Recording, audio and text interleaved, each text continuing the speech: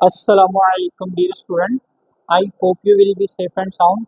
तो स्टूडेंट आज हम अपने इस लेक्चर में डिस्कस करेंगे क्लास 9 चैप्टर नंबर 6। टॉपिक हमारा है स्ट्रक्चर्ड वर्सेस अनस्ट्रक्चर्ड डाटा। तो फर्स्ट ऑफ ऑल आपने इस बात को अंडरस्टैंड करना है कि स्ट्रक्चर्ड डाटा क्या होता है और हमारे पास अनस्ट्रक्चर्ड डाटा क्या होता है। जो बेसिकली हमारे पास स्ट्रक्चर्ड डाटा होता है उसका एक प्रॉपर स्ट्रक्चर बना होता है जो कि अपने स्ट्रक्चर के अंदर प्रॉपरली फिट बैठ जाता है। ठीक है। जो हमारे पास अनस्ट्रक्चर्ड डाटा होता है उसका की फॉर्मेट नहीं होता, उसकी भी कोई प्रॉपर शक्ल कह लें या उसकी कोई डायग्राम्स वगैरह नहीं होती, वो किसी भी तरीके से फिट नहीं बैठता, इसलिए उसको बोला जाता है अनस्ट्रक्चर्ड डाटा। ठीक है। वो कहते हैं structured data organised and formatted to be easily searchable and एनालाइजेबल।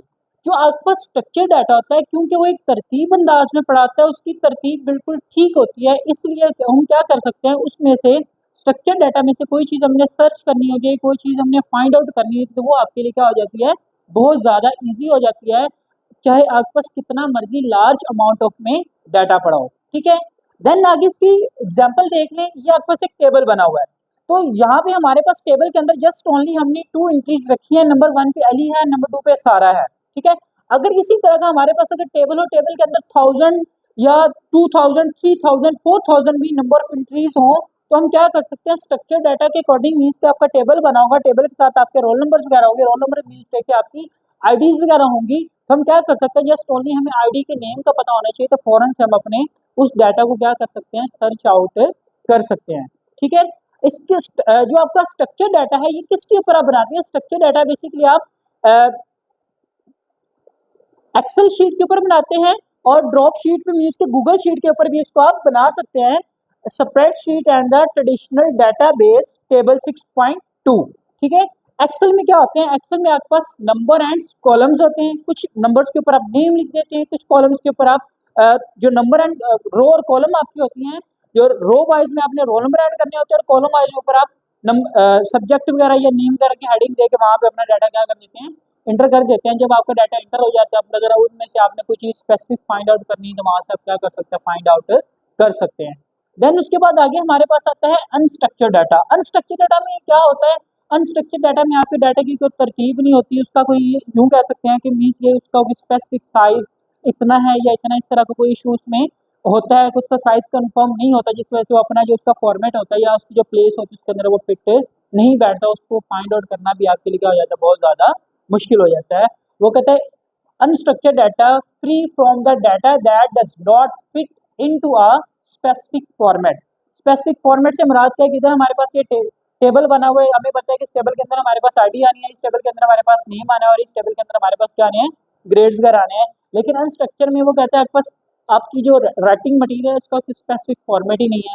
जब उसका फॉर्मेट नहीं होगा तो आप उसको किसी भी तरीके से उसको डिफाइन नहीं कर पाएंगे।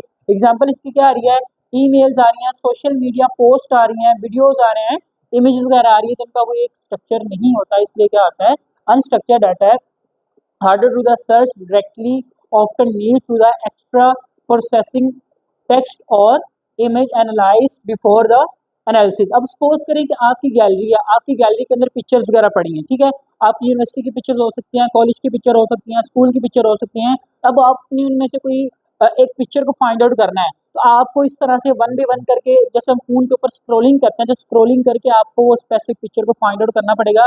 लेकिन आपके पास कोई ऐसा मेथड, ऐसा तरीका कार नहीं जिससे आप उस पिक्चर को सर्च करें तो वो पिक्चर आपके सामने आ जाए।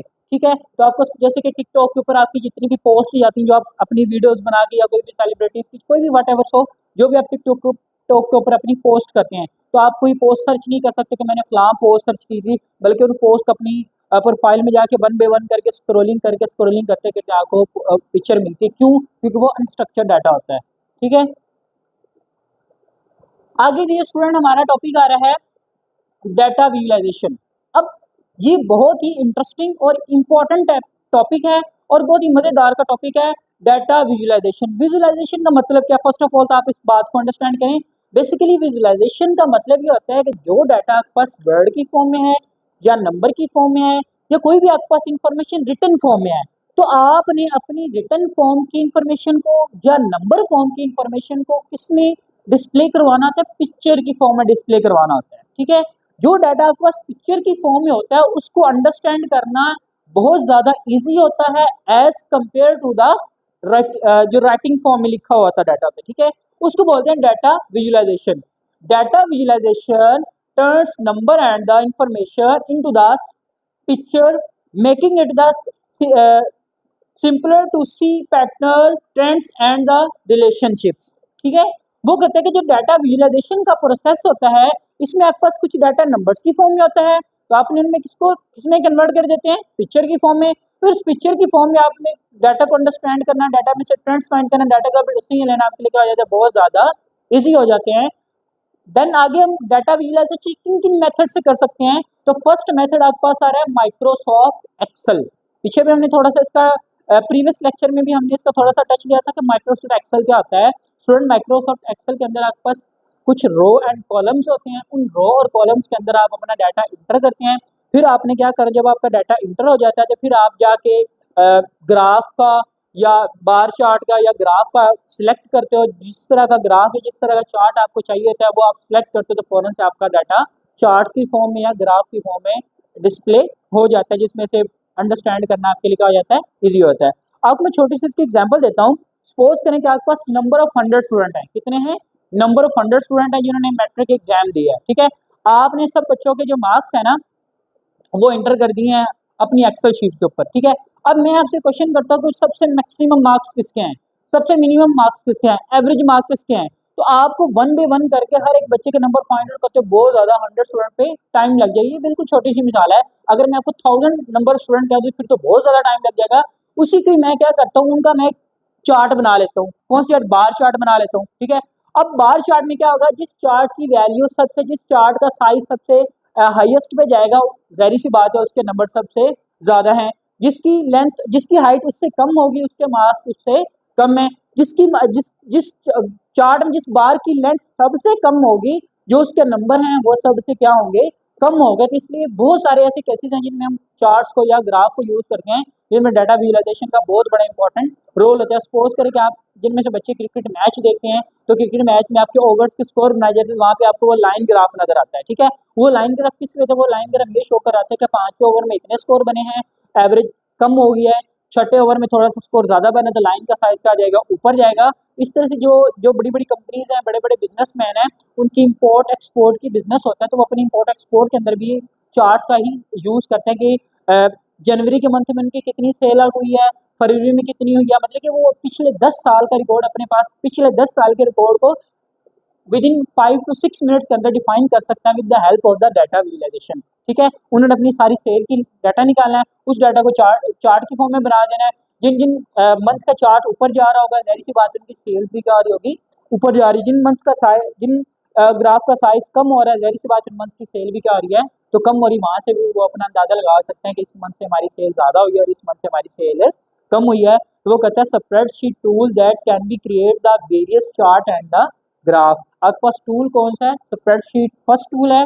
देन उसके बाद सेकंड कौन सा है? Google sheet. बेसिकली स्टूडेंट जो आपके पास माइक्रोसॉफ्ट एक्सेल है और गूगल शीट है, ये दोनों ऑलमोस्ट सेम है, लेकिन डिफरेंस क्या है, जो आपके पास माइक्रोसॉफ्ट एक्सेल है ये स्पेशल किस्म का एक सॉफ्टवेयर होता है जो कि आपके कंप्यूटर के अंदर क्या होता है, स्टोर्ड होता है। और जो गूगल शीट है, गूगल शीट बेसिकली आपकी जो भी एक ईमेल आईडी होती है, हर ईमेल की आईडी में क्या होता है, एक आपके पास गूगल शीट दी जाती है जिसके ऊपर आप अपना same as it is graph और चार्ट वगैरह क्या करते हैं, बनाते हैं। लिखा भी वही होगा, similar to the Excel create and the share the visualization online. बस फर्क ये है कि इसमें आप ऑनलाइन, गूगल शीट में ऑनलाइन करते हैं और एक्सेल में क्या करते हैं, ऑफलाइन करते हैं, ठीक है। आगे हमारा टेबल है टैबल्यू। टैबल्यू क्या है वो कहते हैं, powerful tool build for the detailed interactive visualization. जो आपके पास टैबल्यू है ये बहुत ज्यादा अट्रैक्टिव चार्ट्स एंड ग्राफ बनाने के लिए आपकी क्या करता है, हेल्प आउट करता है। ऐसा समझ लें कि एक्सेल शीट में और गूगल शीट में थोड़ा सा जो आपका कलर कॉम्बिनेशन होता है वो थोड़ा सा कम होता है, और टैबली के अंदर आपका कलर कॉम्बिनेशन का आता है बहुत ज्यादा आता है, जिसके अंदर बहुत ज्यादा डिजाइन आ जाते हैं, एक्सट्रीम लेवल के डिजाइन आ जाते हैं, जिसमें आपकी जो विजुअलाइजेशन होती है वो बहुत ज्यादा अच्छी बन जाती है। देन उसके बाद आपके पास आ रहा है माइक्रोसॉफ्ट पावर BI, ठीक है। ये क्या करता है, create a wide variety of the visualization charts graph and the maps. Microsoft Power BI के अंदर आपके पास बहुत ज़्यादा नंबर ऑफ वराइटीज़ होती हैं। उसके बाद जैसे कि आपने टिकटॉक यूज़ करते हैं या कैपकट यूज़ करते हैं, उसके अंदर टेम्पलेट्स होती हैं वीडियोस बनाने के लिए। तो बेसिकली माइक्रोसॉफ्ट पावर बीआई के अंदर भी क्या होती हैं, आपके पास बहुत ज़्यादा सेम लाइक एस टेम्पलेट होते हैं, जिन टेम्पलेट को यूज़ करते हुए आप अपने डाटा को क्या कर सकते हैं, विजुलाइज कर सकते हैं। तो ये आज का हमारा टॉपिक था। मुझे उम्मीद है कि स्टूडेंट आपको बहुत अच्छे तरीके से समझ आई होगी। अगर किसी बच्चे का कोई क्यूरी या कोई क्वेश्चन हो तो वो काइंडली लाजमी तौर पे कमेंट सेक्शन में आके रब्ता किया करें, ताकि हमें पता चल सके कि फलां बच्चे को किस किस्म का इशू हो रहा है। हाँ, अगर आपका कोई क्वेश्चन या क्यूरी है तो आप उसके ऊपर आप कमेंट सेक्शन में रिस्पॉन्स करते हैं तो उसका आपका आंसर नहीं मिल रहा, तो मैं अपनी टीम से भरपूर तरह की कोशिश करूंगा कि वो आपको जल्दी से जल्दी क्या किया करें, रिस्पॉन्स क्या करें। अब आप इसका स्क्रीनशॉट ले सकते हैं। Thank you so much student. तो इंशाल्लाह अब हम मिलते हैं अपने नेक्स्ट लेक्चर में। अल्लाह हाफिज़।